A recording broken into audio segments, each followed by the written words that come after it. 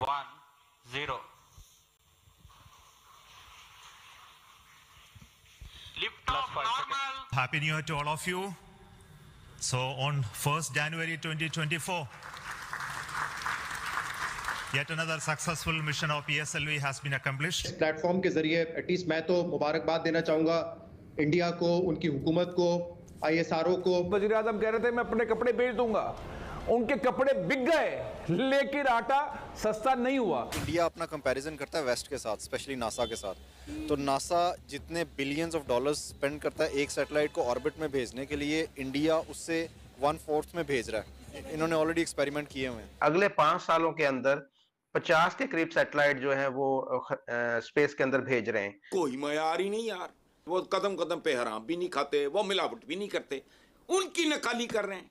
Country है वो overall जो है ना मेहनत कर रही है और हर फील्ड में वो आगे जा रहे हैं और स्पेस में भी जो है ना उन्होंने बड़े बड़े ममालिक को जो है ना टक्कर दी है। महंगाई का कितना बोझ बढ़ेगा, मुल्क की मईशत जो उभरेगी या फिर इसका रिवर्स गियर लगने का सिलसिला जारी रहेगा। 2 नंबर सियासतदान, 10 नंबरी जमहूरियत। जो लोग तरक्की करते हैं, जो लोग मेहनत करते हैं वो कामयाब हो जाते हैं। अच्छा, आज जिस तरीके से नया साल आ चुका है, इसके साथ साथ बहुत सारी खुशखबरियां भी जो है हमें देखने को मिल रही हैं भारत से। पाकिस्तान से हमारा दिल तो करता है कि खुशखबरी है लेकिन कोई आ नहीं रही, लेकिन भारत से हमें जो है वो इस तरह की बहुत सारी खुशखबरियां मिल रही। पाकिस्तान के जो आर्मी चीफ हैं उनका कहना ये है पाक फौज मुल्क की सलामती और तरक्की में कोई कसर नहीं छोड़ेगी। जी जी बिल्कुल, आपने कोई कसर नहीं छोड़ी है और इसी वजह से जो है वो कश्मीर और गिलगित बल्तिस्तान पर कब्जे के लिए डाल चुके हैं। कार्रवाई मुकम्मल है, कानूनी और आईनी तौर पर उनके पास अब जवाब आ चुका है।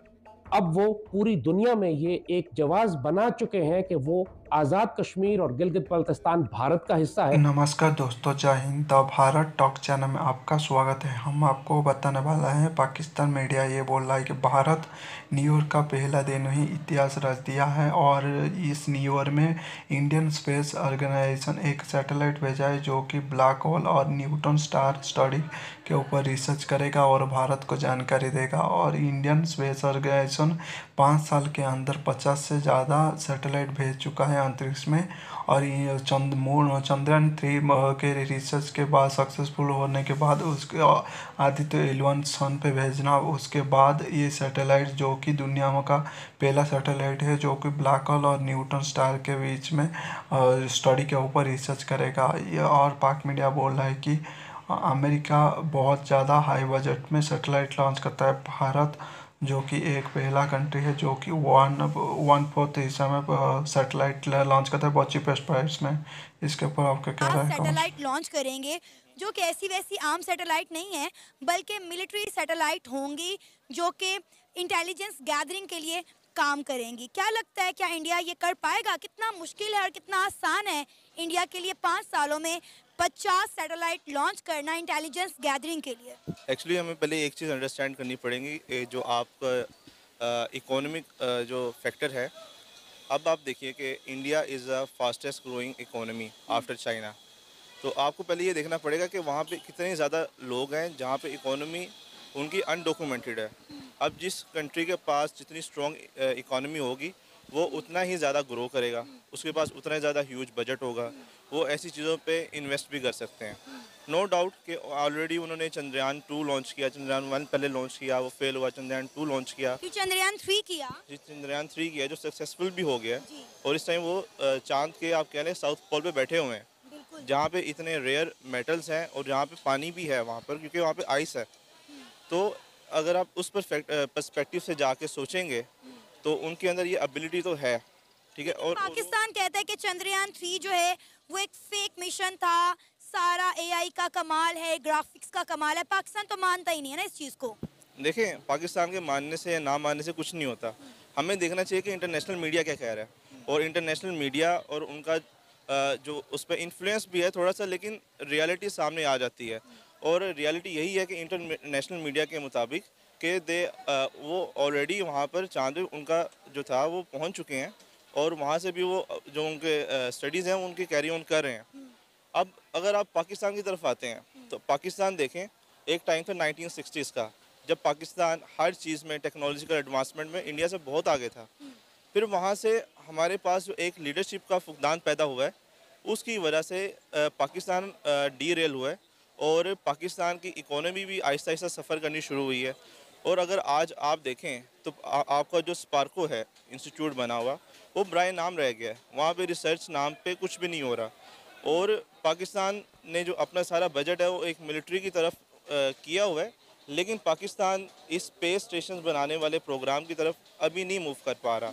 क्योंकि अभी देखें, आपके पास गंदम नहीं है, आपके पास चावल नहीं है, आप इंडिया से इंपोर्ट करते, पहले यूक्रेन से इंपोर्ट कर रहे थे, यूक्रेन ने बंद कर दिया तो आपके पास सेकंड ऑप्शन ही कुछ नहीं था। तो आपकी जब तक इकोनॉमी स्टेबल नहीं होगी, मुझे नहीं लगता कि पाकिस्तान ऐसे हैवी प्रोजेक्ट्स के अंदर इन्वेस्टमेंट करेगा जहाँ पे बहुत ज़्यादा फंड्स रिक्वायर होते हैं। तो आई डोंट थिंक कि पाकिस्तान इन नियर फ्यूचर कि ऐसी जगह पे जाता हुआ नज़र आ रहा है। अच्छा, अगर हम बात करें इंडिया की, तो इंडिया ने जैसा कि कहा कि ये सैटेलाइट जो हैं ये इंटेलिजेंस गैदरिंग का काम करेंगी, और इसके साथ साथ मज़े की बात बताऊं कि ये सैटेलाइट इंडिया और पाकिस्तान और चाइना और इंडिया के बॉर्डर पर डेफिनेटली नज़र रखेंगी। तो आपको लगता है कि इन सैटेलाइट से पाकिस्तान को कोई ख़तरा होने वाला है? आई थिंक पाकिस्तान को अभी अपनी अप्रोच को थोड़ा सा चेंज करना पड़ेगा। पाकिस्तान को जियो पॉलिटिकल अप्रोच को साइड पे करके जियो इकोनॉमिकल अप्रोच को फॉलो करना चाहिए अभी इस टाइम पे। अभी देखें कि अब वो ज़माना गया कि जब एक फ़ौज उठती थी, दूसरे पे जाके अटैक करती थी और वो कब्ज़ा कर लेती थी। अब वो ज़माना नहीं रहा। अब सिर्फ़ और सिर्फ एक ही चीज़ पे कंपटीशन होता है, और वो है कि हाउ स्टेबल अ कंट्रीज़, और उसके बाद के उसमें रहने वाले इंडिविजुअल्स कितने खुशहाल हैं, और वो दूसरे फॉरेन कंट्रीज़ के इंडिविजुअल्स को अपने पास किस हद तक अट्रैक्ट कर रहे हैं। तो अगर इंडिया इस पे इन्वेस्ट कर रहा है तो पाकिस्तान के लिए नो डाउट हमारे लिए कंसर्न की बात है, लेकिन हमें ये करना चाहिए कि हमें अभी एक नए सिरे से अपने ताल्लुकात को इंडिया के साथ बेहतर करना चाहिए, ताकि कश्मीर और गिलगित बल्तिस्तान पर कब्जे के लिए डाल चुके हैं। कार्रवाई मुकम्मल है, कानूनी और आईनी तौर पर उनके पास अब जवाब आ चुका है। अब वो पूरी दुनिया में ये एक जवाब बना चुके हैं कि वो आज़ाद कश्मीर और गिलगित बल्तिस्तान भारत का हिस्सा है। भारत की पार्लियामान ने उसको तस्लीम कर लिया है, सीटें मुख्तस कर दी हैं, आइन में तब्दीली हो चुकी है। लिहाजा अब सिर्फ जंगी कार्रवाई की ज़रूरत है, और उसके लिए उनकी फौजें पहले ही हमारी सरहदों के बिल्कुल साथ आकर खड़ी हो चुकी हैं। और जैसे कि कहा कि अब सूरत हाल यहाँ पहुँच चुकी है कि पाकिस्तानी कौम मुकम्मल तौर पर इस खतरे से गाफिल है। पाकिस्तान में जब किसी को यह बताओ कि भारत जंगी तैयारियां कर रहा है, तंज और मजाक उड़ाया जाता है। पाकिस्तान के जो आर्मी चीफ हैं उनका कहना यह है, पाक फौज मुल्क की सलामती और तरक्की में कोई कसर नहीं छोड़ेगी। जी जी बिल्कुल, आपने कोई कसर नहीं छोड़ी है, और इसी वजह से जो है वो लोग कह रहे हैं कि सर कुछ तो कसर छोड़ दीजिए।